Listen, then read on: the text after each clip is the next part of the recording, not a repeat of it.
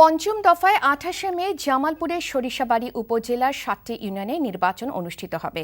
নির্বাচনকে কেন্দ্র করে এই উপজেলার প্রতিটি ইউনিয়নে এখন উৎসবের আমেজ। জমে উঠেছে ভোটের লড়াই। প্রচারণায় ব্যস্ত সময় কাটাচ্ছেন প্রার্থীরা। শফিক জামানের পাঠানো রিপোর্ট। আবারও মাইকিং মিছিল, আবারও সরগরম হয়ে উঠেছে নির্বাচনী মাঠ।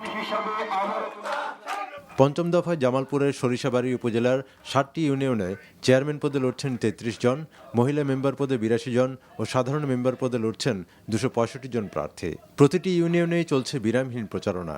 প্রার্থীরা নানা প্রতিশ্রুতি দিচ্ছেন ভোটারদের।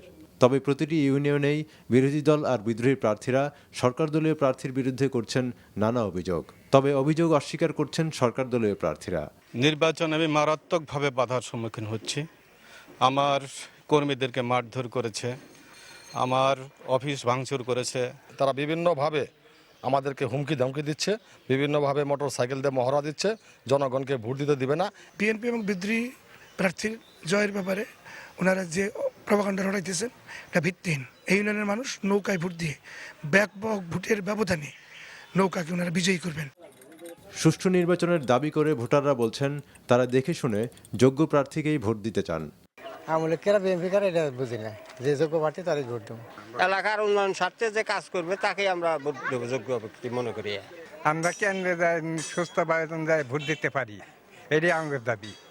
২৮ মে শান্তিপূর্ণ ও সুষ্ঠু পরিবেশে নিজেদের ভোটটি দিয়ে যোগ্য প্রতিনিধি নির্বাচিত করবেন এমন আশাই করছেন সরিষাবাড়ী উপজেলার ৭টি ইউনিয়নের ভোটাররা।